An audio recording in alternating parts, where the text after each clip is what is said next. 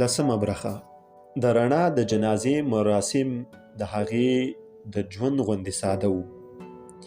په ملا پسې یوازې یو څو هغه کلیوال ودرېدل چې له ملک سره یې ورانه وه. قبر جمال، جانداد او دوو نورو کلیوالو وکینده. رڼا یې په هماغه ورځ خاورو ته وسپارله او شیبه وروسته د غونډۍ پر سر یوازې 2 تنه پاتې شول، یو ځوان او بله هم وړه نجلۍ. دوی ژړل، تر سر یې سرې زرغونې جنډې رپېدلې او تر هسکو سپاندو، ترخو او اغزیو د قبرونو تیرې تیږې راوتلې وې. د کوټې دروازه وټکېده. جمال ورو وویل راځه. دروازه خلاصه شوه او جانداد کوټې ته ورننوت. په تاخچه کې یې یوه غوټه کېښوده، پاڼې ته یې وکتل او د جمال پښو ته نږدې کېناست. ورو یې وویل یو څه ښوروا مې درته راوړه. کوم جواب یې وانه ورېد. جانداد لمپې ته وکتل، لوګۍ وهلې وه. ښیښه یې ور واخیسته، د خپل څادر په پیڅکه یې پاکه کړه او کله چې یې بیرته د لمپې پر سر کېښوده، تر پخوا یې ډېره رڼا کوله. وروسته یې جمال ته وکتل.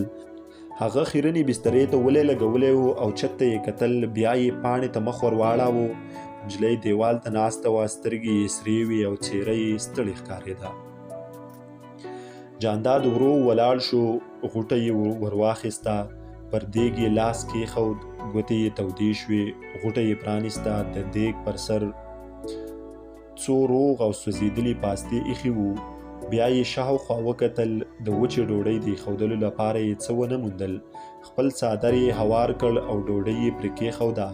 وروسته یې څلورو خواو ته سترګې وغړولې. ورته نږدې له یوه څیري کارتن څخه د پیالۍ لاستي راوتلي وو. ولاړ شو. په کارتن کې یې 2 پیالۍ، یو تور چایجوش او یوه کاسه وموندله. کاسه یې ور واخیسته، له کوټې ووت او کله چې بیرته په وره راننوت، له کاسې څخه اوبه وڅڅېدلې. ده په کاسه کې ډوډۍ وړه کړه، ښوروا یې پرې واچوله. ورو یې وویل ډوډۍ تیاره ده. جمال د پخوا غوندې چت ته کتل. جانداد یوه شیبه غلی و. وروسته یې خپله خبره تکرار کړه، ډوډۍ تیاره ده. جمال یوه جټکه وخوړه. جانداد ته یې وکتل او ویې ویل زړه ته مې نه کېږي. د جانداد شونډې وخوځېدې. خو تا له سهاره راسې څه نه دي خوړلي. کوم جواب یې وانه ورېد. وروسته یې نجلۍ ته مخ ور واړاوه. لورکۍ ډوډۍ سړېږي. نجلۍ ولاړه شوه. جانداد ته مخامخ کېناسته او ښي خیرن لاس یې کاسې ته ور ټیټ شو. 2-3 ګولې یې ور پورته کړې او بیرته په خپل ځای کېناسته. جانداد لونده ډوډۍ په تش دیګ کې واچوله. کاسه یې څنګ ته کېښوده او پاته شوي وچه ډوډۍ او دیګ یې په ټوټه کې وتړل. ولاړ شو. څادر یې هوار کړ او د ماخوستن د لمانځه نیت یې وتاړه. له دعا وروسته چې نجلۍ ته وکتل، کیڼ لور ته ړنګه وه او سترګې یې پټې ښکارېدلې. جانداد یوه خیرنه بړستن پر هغې وغوړوله او بیرته د جمال خو ته نږدې کېناست. جمال د پخوا غوندې چت ته وچې سترګې نیولې وې. چوپه چوپتیا وه. جانداد غولي ته کتل او په ښي لاس یې د واسکټ په جیب کې د نسوارو ډبلی سره اړاو. شیبه وروسته یې د جمال غریو نیولی غږ واورېد. خبرې وکړه. جانداد مخ ور واړاوه. جمال چت ته کتل. یو سوړ اسویلی یې وویست او شونډې یې وخوځېدلې. څه ووایم؟ د رڼا په اړه یو څه راته ووایه. جانداد غلی و. جمال په غریو کې وویل د هغې د ژوند په اړه خبرې وکړه. څه یې ویل؟ زه یې یادولم.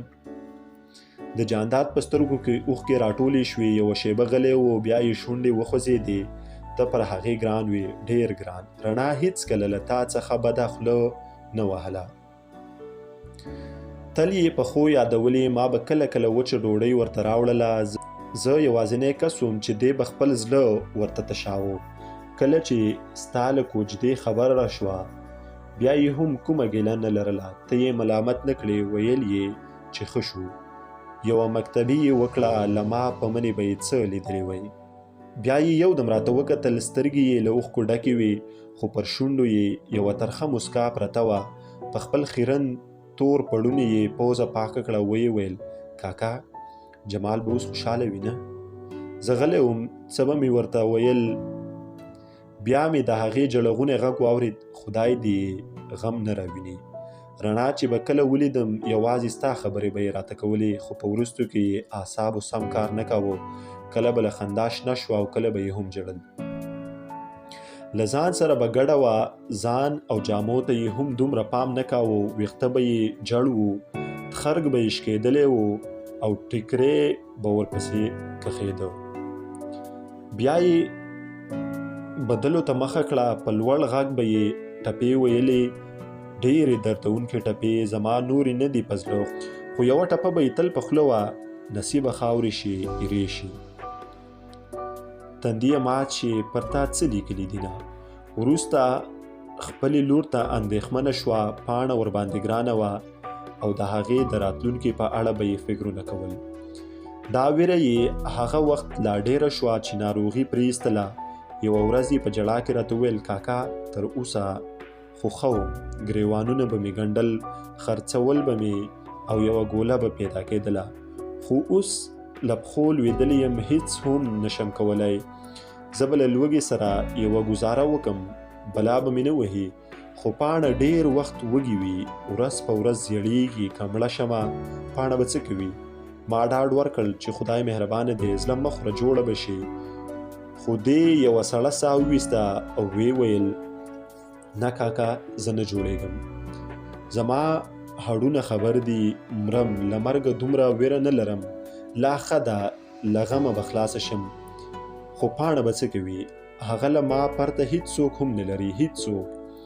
ما یوازې ورته جړل، یوه نایي نور څه مرسته ورسره کولی شوی. بس دومره مې له وسه پورې و چې د هغې لور مې په مزدورۍ نیولې وه، نور مې هیڅ نشو کولی، هیڅ. جانداد غلی شو، جمال ته یې وکتل، هغه ورو ورو ژړل. وروسته یې په ژړا کې وویل، له خیرو سره ژوند څنګه و؟ هغه نشه یي سړی و، په لومړو کې یوازې چرس او تریاک څکول، خو وروسته یې پوډرو ته مخه کړه. کورني ژوند ته یې دومره اهمیت نه ورکاوه. په کوم ساعت چې به نشه ورونه رسېده، هماغه ګړی به د رڼا ژوند تریخ و. په لومړو کې یې د کور لوښي کودي خرڅ کړل، بیا یې د کوټو لرګي واړول. دا پخواني لرګي وو، ګلان پکې کیندل شوي وو، ځکه یې په ښه بیه وپلورل. خو وروسته به یې له رڼا څخه د پوډرو لپاره پیسې غوښتې. هغې به چې د ستنې له کاره څه موندلي وو، میړه به یې ورنه وړلې، او که به یې پیسې نه درلودې، په هماغه ورځ به تر لغتو لاندې وه. خپله لور یې هم بده ایسېده او کله کله به یې په ماضي خبره څپېړې ورته نیولې وې. رڼا به ډېر وخت ماته جړل، ویل به یې چې له وهلو ټکولو سره یې اوس روږدي یم، دردونه تېرولی شم، خو د هغه ځینې خبرې مې سوځوي. وایي چې ته ناپاکه یې. د ملک جانداد یو دم غلی شو. جمال په غریو کې وویل، وایه هر څه راته ووایه، هر څه. جانداد ځمکې ته وکتل او خپله خبره یې پسې وغځوله. د ملک له زوی سره جوړه وي، خدای ته چې پاڼه بله د چا له ذاته وي. جمال په چیغو چیغو وجړل او د جانداد خبرې پرې شوې. پاڼې سترګې رڼې کړې، کېناست او جمال ته یې په حیرانۍ وکتل.